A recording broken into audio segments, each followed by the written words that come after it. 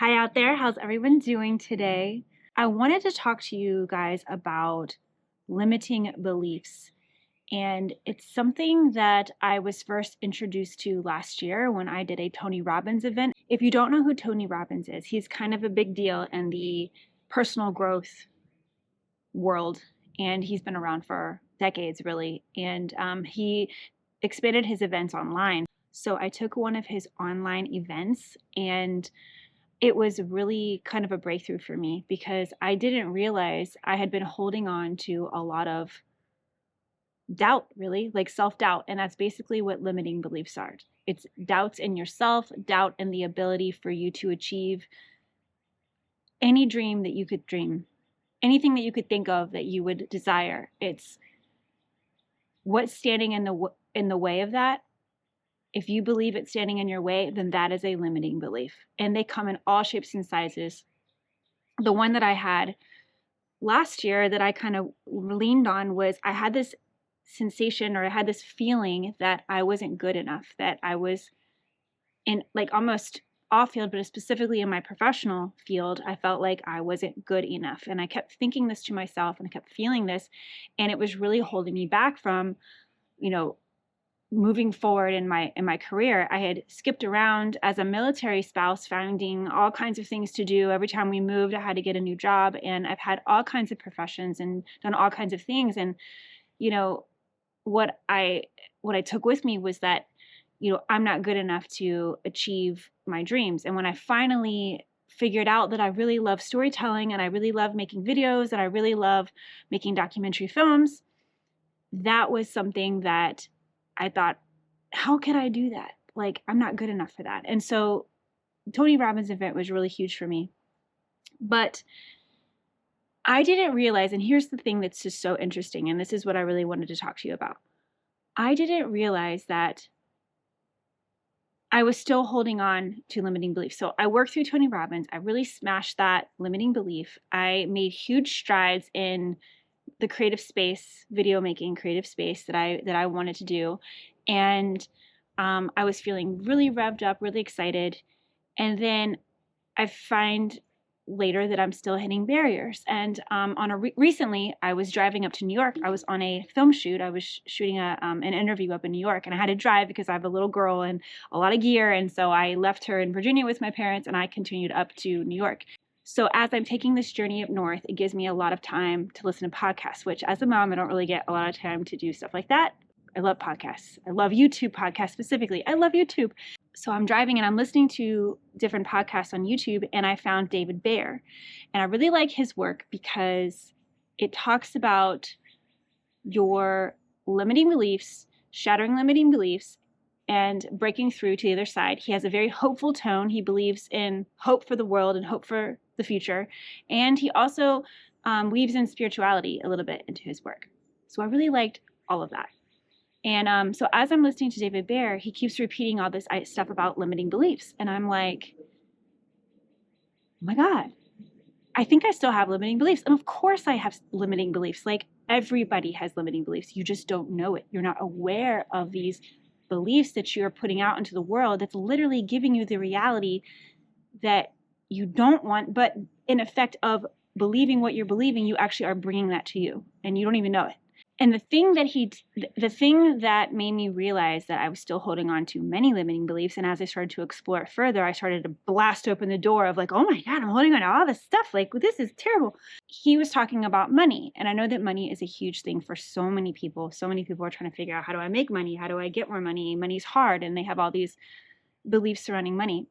And I used to feel similarly, like, if you want money to come to you, the laws of energy say that money is a currency, literally a current that flows. You can't hold it. You have to let it flow. And a lot of people, they want money because they want to just be able to pay their bills. So they're coming immediately from a place of lack. Money doesn't work like that. If you want to achieve that thing, if you want the money to come to you, then you want it for expansion. You want it because you want something beautiful in your life. You want to grow. And so that's what money responds to. So anyway, he's talking about money, and he's saying these things like, do you want money to like pay your bills or do you want money for expansion? And I'm like, actually, I do want money for expansion. Like I have moved past thankfully with Tony Robbins, I moved past in the past year and have gotten to like a really good place where I'm feeling really good about money. And I'm like, I feel like I'm in a good place. I really want more money, but I didn't realize that I had a limiting belief surrounding my own ability to make money. It was more like surrounding me and my husband. Being a military spouse, he's always been a provider and I'm always moving around with him and I take care of my daughter and I'm like a CEO of our family, but I don't get paid for that. You know, I make these videos, but I don't get paid for that. So like, I'm just living my life and making even the documentary films that I'm making, I wasn't getting paid for. And that's because I'm working with a lot of nonprofits and I'm coming from this space like I want to be giving. But I didn't even realize that I was actually holding myself back with my beliefs that money is hard to make. So you have to suffer to make money. You have to like work 9 to 5 to make money. Well, content creation is easy for me. Like I love it. I love making videos. Like I've never loved something so much in my whole life. And I didn't even discover this until I was like 36 years old. And so for the past 5 years, I've just been making videos. And I didn't realize that value can come from all kinds of places. So this was really what broke that open for me. I was like, I cracked the door open on my limiting belief closet. I had like shut and bolted, dead bolted, I guess. And as I started to like take stuff out of that closet, I was like, oh my God, there's like so many things. When I was little, I didn't have these limiting beliefs. It was a very specific situation that happened to me. So I'm like driving to New York. I'm listening to these podcasts. Suddenly there's this memory that pops up for me when I was little. It was about money. I was really excited. I was probably like 8 years old and I was so excited about getting a turtle. So I decided I would ask people to donate to my fund to buy a turtle, like my own personal pet. So I started going around and asking people, mostly family members like grandma and grandpa, which are like so glad to give you money. My mom caught me asking somebody for money and she, as you probably would be, became very embarrassed. And she was like, Amy, stop it. Don't ask people for money. You don't ask people for money. You have to work for money. You have to earn your money. And even though in some aspects I still understand where she's coming from, what she did to the little 8-year-old me was make me feel shame for finding how easily money came, finding joy in how easily money came. I was so joyful about, it comes so easily. Now, if she would have just allowed me to get to the point where, I'm a mom too, I get it. I would be like, okay, honey, let's stop asking people for money. But if I would have just gotten to the point where somebody's like, well, what are you going to do if I give you $1? You have to do something for it. I'd be like, okay, I'll do it. I'll do anything you ask me to do and like sweep the floor or whatever. Then perhaps my ideas about money would be different. Another thing that I really wanted to talk about was how David Baer goes about tackling limiting beliefs. And I loved all this stuff so much that I literally signed up for his course, kind of like what I did with Tony Robbins' online event. I signed up for David Baer. David Baer also has a course that you can take and it's all like virtual. And honestly, like I didn't want to pay for it. But then I realized that I'm investing in myself. And no matter what you do, when you invest in yourself, you have to work. And sometimes when you pay the money to invest in yourself, you're going to do the work because you just bought it, right? You just had to go out of pocket to pay for that thing that is going to make you better. So you have to do it because otherwise you just wasted it. The way that David Baer does talks about limiting beliefs and the power of making a new decision. The power of making a new decision, because it's all in our heads. Our thoughts create our feelings, and our feelings create these beliefs that we hold on to that literally go out to the universe, and then we find evidence to support that thing.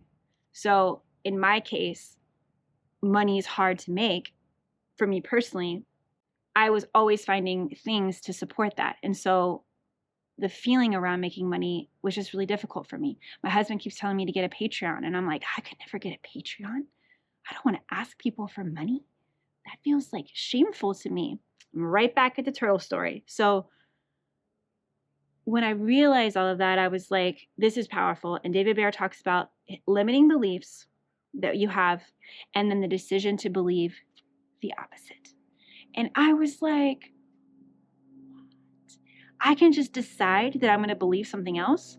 For me, that's what was so powerful about this exercise that I did on the David Baer thing, was the limiting beliefs and then making new and empowering decisions that are literally opposite of whatever those limiting beliefs are. Sometimes they're not going to be opposite, but it's whatever is the most empowering thing that you can use to flip it to make you feel good, that's like a positive and empowering thing. So that's really the key. That is the key to it all. The last piece of this puzzle is finding existing evidence of the new decision. Going through the limiting beliefs that you have, going through new and empowering decisions that you now believe in, that you decide that are like the opposite or a more empowering way to express what you want to be. And then finding the existing evidence to support that. So I had it all in here, and I actually had to write it down on a new page. One of my biggest limiting beliefs that I had been carrying around was that money is hard to make.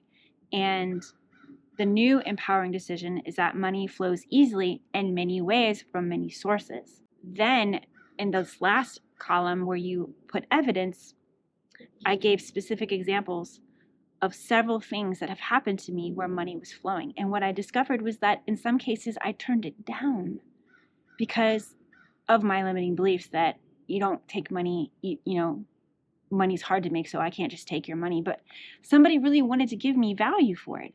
Anyway, this is all just very incredibly interesting to me, and I feel like it's something that should be talked about more, especially among families and friends, and we should talk about it. I literally was going through this with my husband, and he's like, I don't have any limiting beliefs. And I was like, yes, you do. And he's like, well, I don't know what they are.